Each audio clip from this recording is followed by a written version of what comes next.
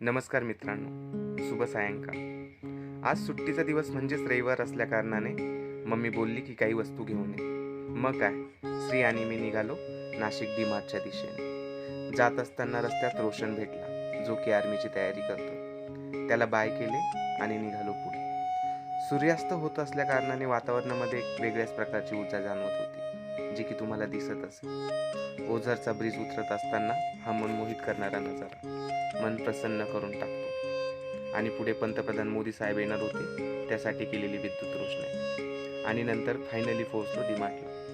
गेल्या गेल्या स्त्रीने शॉपिंग सुरुवात केली आणि बघता बघता खरेदी देखील झाली. आणि नंतर बिलिंग काउंटरला बिल पेड केलं आणि पुन्हा आपल्या गावी पोहोचलो. समोर जे मंदिर दिसतंय ना, ते आपलं ग्रामदैवत खंडोबा महाराज. आणि आज केलेली ही खरेदी.